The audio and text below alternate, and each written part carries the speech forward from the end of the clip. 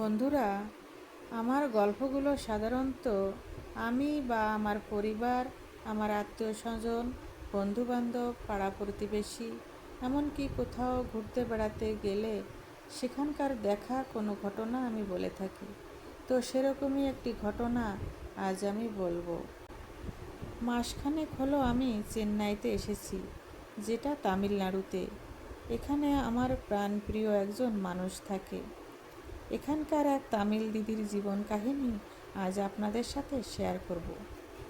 গল্পটি বলার আগে একটাই অনুরোধ করব, আপনারা আমার পাশে থাকবেন এবং গল্পটি শেষ পর্যন্ত শুনবেন।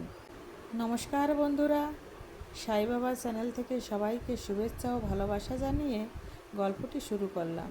আমি চেন্নাইতে যেখানে থাকি তার পাশেই একটি লেক। তার চারপাশে শুধু গাছ আর গাছ, সবুজ আর সবুজ। মাঝে মাঝে বসার সুন্দর সুন্দর জায়গা আছে।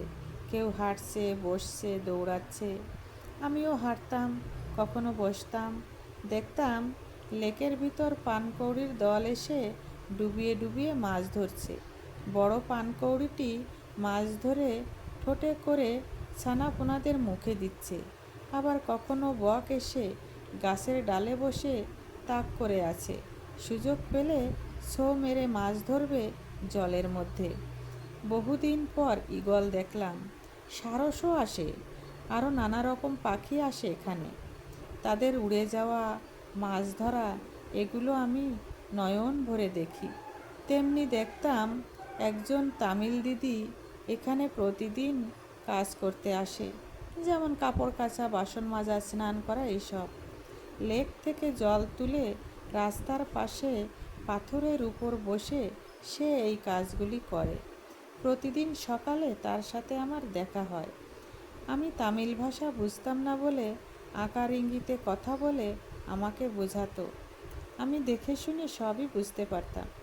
ভদ্রমহিলা বলে, প্রতিদিন ভোর 4:30টায় আমি ঘুম থেকে উঠি, ঘর বাড়ি ঝাড় দিই, উঠোন ধুই, ঘর মুছি, তারপর জামা কাপড় বালতিতে নিয়ে এক ঝুড়ি বাসন মাথায় নিয়ে চলে আসি লেকের পাড়ে। জামা কাপড়গুলি বালতিতে ভিজিয়ে রেখে বাসনগুলি মেজে ধুয়ে ঝুড়িতে সাজিয়ে রাখে বড় একটা পাথরের উপর। তারপর জামা কাপড়গুলি পাথরের উপর ঘষে ঘষে আছাড় মেরে মেরে কাচে। একটা জামা যে কতবার কাচে আর কতবার যে ধোয়, আমি শুধু বসে বসে দেখি। জামা কাপড়গুলি কেচে ধুয়ে বালতি ভরে রেখে তারপর শুরু করে স্নান। হাতের মধ্যে এক গাদা শ্যাম্পু নিয়ে মাথায় ঘষে, আর একটা সাবান নিয়ে গায়ে হাতে পায়ে কী যে ঘষে আর জল দেয়। এরকম করে একটা আস্ত সাবানকে আধখানা করে তারপর রাখে। মাথায় এত জল ঢালে কি বলবো, আধ ঘন্টা ধরে শুধু মাথায় জলই ঢালে। তারপর দু হাতে নাইটিটাকে নিচের দিকে ধরে একটু চিপড়ে নিয়ে এক হাতে বালতি আর মাথায় বাসন ভর্তি ঝুড়ি নিয়ে বাড়ির দিকে রওনা দেয়। আমাকে ওদের বাড়ি যেতে বলে, চা কফি খেতে। আমি বলি না না, পরে যাব। একগাল হাসি দিয়ে চলে যায় ভদ্রমহিলা। বাড়ি গিয়ে জামা কাপড় ছেড়ে সুন্দর করে শাড়ি পরে, মাথায় ফুলের মালা দিয়ে সাজে। তারপর পুজো পার্বণ সেরে শুরু হয় সকালের চা, কফি, টিফিন। তারপর পরই দুপুরের কাটা বাছা, রান্না, সবই 9টার মধ্যে কমপ্লিট। তারপর ভদ্রমহিলা বেরিয়ে পড়ে তার কাজে। মেট্রো রেলওয়ে স্টেশনে গার্ডের কাজ করে। 8 ঘন্টা ডিউটি সেরে বাড়ি এসে আবার রাতের রান্না। মাঝে বড় কাপের 1 কাপ কড়া কফি খেয়ে ইমেজটা একটু ঠিক করে নেয়। 1 ছেলে ও 1 মেয়ে, আর পূজনীয় স্বামীকে নিয়ে তার সুখের সংসার। ছেলে মেয়ে পড়াশুনো করে, স্বামীর ছোট একটা ফলের দোকান আছে। রাতের রান্নাবান্না সেরে গা ধুয়ে কাঁচা নাইটি পরে আবারও খোঁপায় বা বিনুনিতে ফুল বা ফুলের মালা দিয়ে আবার নিজেকে সাজায়।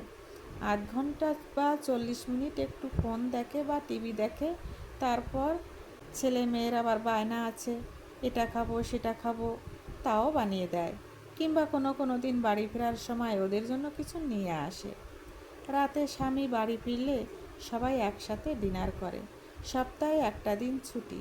ওই দিন দোকান বন্ধ রাখে তার স্বামী। ছুটির দিনে সবাই মিলে ঘুরতে বেরোয়। স্বামীর পছন্দের একটি শাড়ি পরে, নিজেকে সাজায় সুন্দর করে ফুলের মালা দিয়ে। ফুল বা ফুলের মালা পরা এখানকার কালচার। বউরা মাথায় ফুল বা ফুলের মালা দেবেই। সারাদিন ঘুরে ফিরে সন্ধ্যায় বাড়ি ফিরে ফ্রেশ হয়ে বেশি রাত না করে তাড়াতাড়ি ঘুমিয়ে পড়ে। সকালে তো আবার আসে সেই 12 মেশে রুটিন। তামিল দিদি বলে, এই হলো আমার সুখের সংসার। আমার স্বামী আমাকে খুব ভালোবাসে। আমাদের ঝগড়া হয়, আবার দুজনেই মিটিয়ে নিই। দুদিনের তো জীবন, কি হবে অশান্তি করে? আমার স্বামী একা কেন কষ্ট করবে? আমারও কিছু করা উচিত। তাই আমিও কাজে যোগ দিই।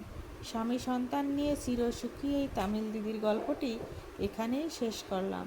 গল্পটি ভালো লাগলে শেয়ার করবেন, সাবস্ক্রাইব করবেন এবং পাশে থাকা বেল আইকনটি অন করবেন। আপনারা সবাই ভালো থাকবেন, সুস্থ থাকবেন। আসছি পরের একটি নতুন গল্প নিয়ে।